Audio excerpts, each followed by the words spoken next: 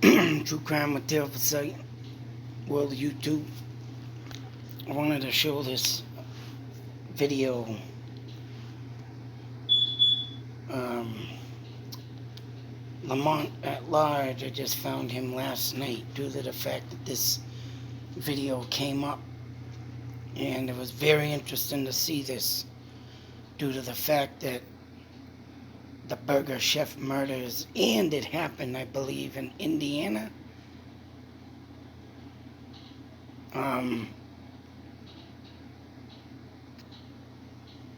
What's the name of it? Speedway, Indiana. And very sad story. But I just wanted to share this because of one thing. And this is what the Burger Chef looked like back when this happened. But the one most important thing in this thing that I got, and even a man confessed, brought the police to some scene of the crime, supposedly something that was ditched. You can check out the video, and he was not charged for no murder. He said he was involved with some other people, but for some apparent reason there was not enough evidence to convict this guy, even though he brought him to a place of interest that led the investigation to something. But it was like, well, they can't convict this guy because something was lack of evidence. And mind you, the one thing I want to say that was very poorly investigated in this case. It was very poorly done. And that's why I wanted to share this. And like other cases that I've gone through and seen and done over, the one most thing I always say is a lousy investigation had happened. Lousy investigation. And that's exactly what happened in here. You know what? There was a scene of a crime in this building. Everything happened in this building. And what did the police do? They blamed the kids that were working at this place. And I'll tell you, if you look up this case and you see each and every one of their faces, and I tell you, I always say it, a picture says 1,000 words. And each and every one of these kids did not look like what the police portrayed them to be. And it was sick of them to even say or even do, and even let this case just get thrown away. Because these kids did not look like the type that would take money, go on a party spree, and, steal the money and just go on a party spree. Oh, young kids, they do this all the time, and that's what it is with the police. Some of the police or some of investigators that just sit there and take one thing, and that's it. Just one thing, and don't take. And like I say in all my videos, you got to have a mind. You got to expand your mind. You have to say, wait a minute, maybe this happened, maybe that happened, maybe this, maybe that. All this, you know what? You just can't go on one proposition, one thought, one theory, one idea. And that's what the cops did. And they said these kids stole the money and they friggin' went off and partied with it. But when they didn't show up the next day, whatnot, for their shift, and the cops allowed the morning crew, now instead of shutting this place down, investigating what it done, even if these kids did steal the money, look for fingerprints, because the safe, I believe, is either broken into or missing or whatnot. The cash register only had $500, which I think they said it would be equivalent today of $2,000. But of course, this happened back in the 70s. And for these, oh my God, cops to say, oh, they stole the money. They went off the party with it and didn't even conceal the crime scene. All right? They let the morning crew clean up this whole place and go right on back to business. Lousy investigation. And that's what took place in this case.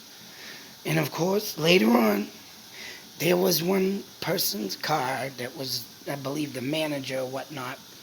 But one of their cars were found on the other side of town, and they were all dead. That's it. Now they had suspects. They did have a couple men at the area one time. People did see them sitting outside. A friend went in at night to visit this crew. It wasn't working, but he went to go visit, and nothing came up. Nothing came up. They were all gone by then, I guess. But someone supposedly seen a car with two guys. So these people were really literally dragged out. Probably one sitting in their car, one sitting driving and following their car at gunpoint. And I think maybe they were stabbed in this place. The establishment took on a gruesome crime scene. Some of it took here, and rest of it took outside where they dropped the bodies off. So it's like, what the that's what happens a lot in a lot of cases. Evidence gets misplaced. Evidence don't get taken, or crime scenes don't get properly looked at. Oh, just clean it up. They're out there partying with this money. We're going to find them and da-da-da-da, and da-da-da-da-da-da. Oh, my God. And it's sad. You look up these kids and check out this video, Lamont at Large, and you can see in these kids' faces, I'm not trying to bust their balls, but they look kind of quirky and dorky, all right?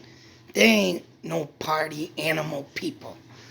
They were just people that looked like they were friggin' high on life. That's right.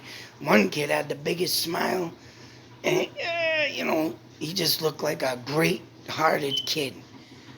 And all I can say is a picture says 1,000 words, and I could see that these kids had no intentions to steal money to go party. And just like today, when you get your lousy investigations done, especially in the Delphi murders and every other case I've been covering, lousy investigation. Some people just don't, because some law enforcement don't care.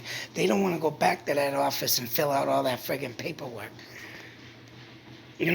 Or they just go to a crime scene, take a few hours, maybe sometimes a day, and come out with, we got what we need. But you know what? You got to come up with thoughts, theories, and ideas too. Now, wondering if this was maybe a serial killer attack or just a robbery, and these people just didn't care if these people live right is the question. But you can also pinpoint this maybe as a serial killer or a couple serial killers. I mean, there's always had a couple. Hell, even the famous Bonnie and Clyde. They were serial killers. They go around robbing everything and taking money and living a good life and, go to state to state to state. Of course, back then they couldn't get caught by the cops because once you cross that county line, you're in another jurisdiction. They can't touch you until you do another crime. So some people think they can probably still get away with this. That's maybe what this story consists of. But once again, out there in Indiana, not trying to say all cops are bad. There's not a lot of bad cops out there, but the ones that do fuck up the system and do make cops look bad,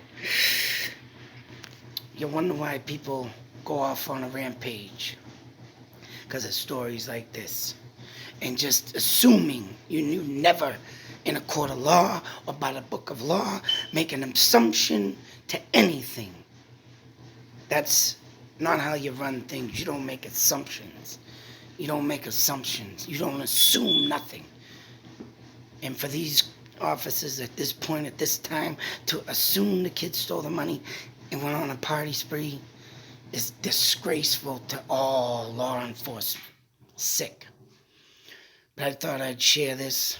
The killer is still at large, even if he is still alive, but it makes you wonder, make you think on my next video, or whenever I get a chance. We're going to be going over serial killers, mapping of serial killers and high-profile crime in America. And as you can see, there's a lot of numbers there of serial killers. But I wonder why a lot of people come up missing. What people do, and stories like this makes you sick, think, and wonder what's really going on here in the United States, and especially with the crooked law. Till that next video, be safe, take care, always beware, and keep your eyes peeled wide open.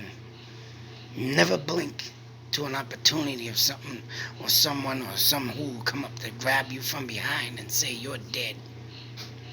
Out.